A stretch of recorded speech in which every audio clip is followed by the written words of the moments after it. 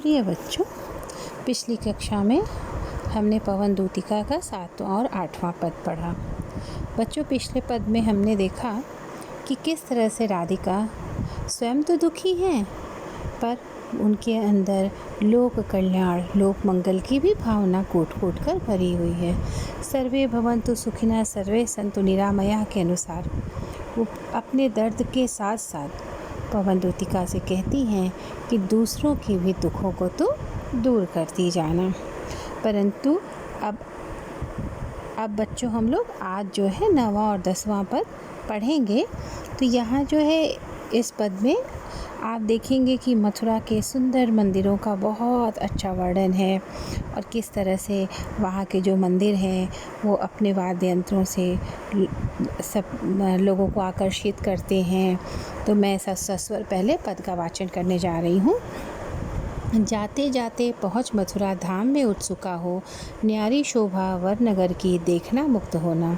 तू होवेगी चकित लग के मेरु से मंदिरों को, आभा वाले कलश जिनके दूसरे अर्क से हैं। देखे पूजा समय मथुरा मंदिरों मध्य जाना, नाना वाद्यों मधुर स्वर की मुग्धता को बढ़ाना।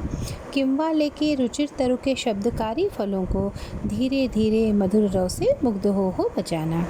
बच्चों, कठिन शब्दों के अर्थ लिख लीजिए।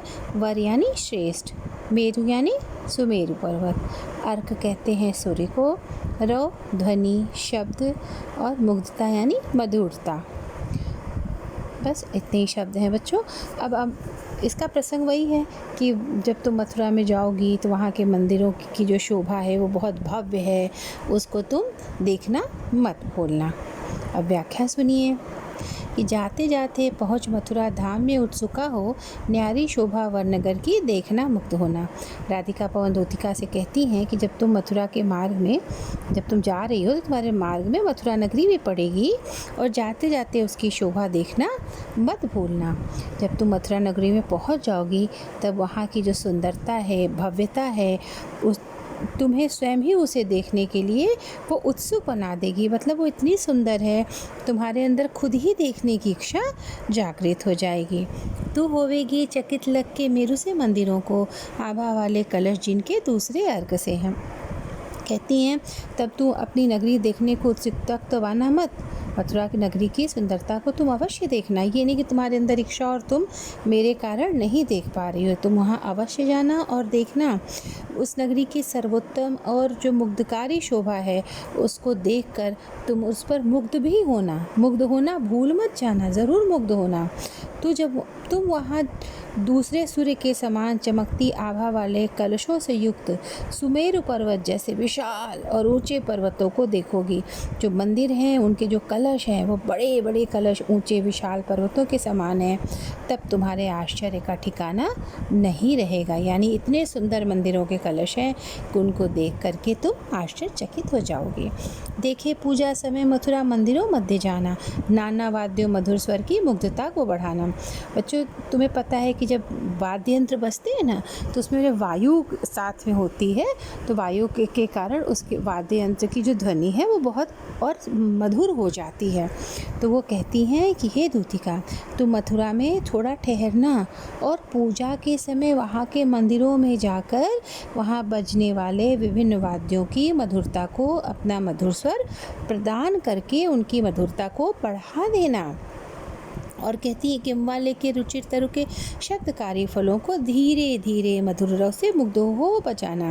कहती हैं कि वहाँ के मंदिर परिसर में जो बहुत बड़े बड़े वृक्ष होंगे, अपनी पसंद के वृक्षों का चयन करके उसके फल, फूल, पत्ती और तने से जो शब्द रूपी फल को ग्रहण करके धीरे धीरे बहते हुए मधुर ध्वनि के साथ मुग्ध होकर अपना राग अवश्य बजाना। मतलब यहाँ ये है कि बेटा जो वृक्ष होते हैं ना, उन जब उसमें वायु तेज़ होती है तो आपने देखा सन सन से एक मधुर ध्वनि निकलती है। अक्सर आप देखे होंगे कि बहुत तेज़ वायु होती है तो एक अलग सी आवाज़ मधुर सी निकलने लगती है पत्तों से, फल। तो जो आपस में वो हिलेंगे और एक दूसरे से टकराएंगे तो एक अलग ध्वनि निकलेगी। तो वही कह रही हैं कि उसको भी तुम और मधुर बना देना। अब यहाँ पर बच्चों काव्य सौंदर्य ये है कि मथुरा के मंदिर जो हैं बहुत भव्य हैं, विशाल हैं। उनका भी वर्णन राधिका ने पवन दूतिका से किया है और यह बात उन्होंने एकदम साफ कही कि मंदिर जो है वो मंदिरों में जिस तरह से पूजा होती है, आराधना होती है, अर्चना होती है, तो उस समय जब हम पूजा करते हैं मंदिरों में तो आपने देखा हम लोगों के वाद्य यंत्र भी बजते हैं।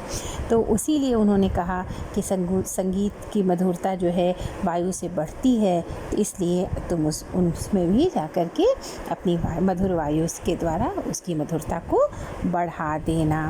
और बच्चों इसमें भाषा खड़ी बोली है और अलंकार उपमा है, अनुप्रास है, रस यहाँ शांत है ना।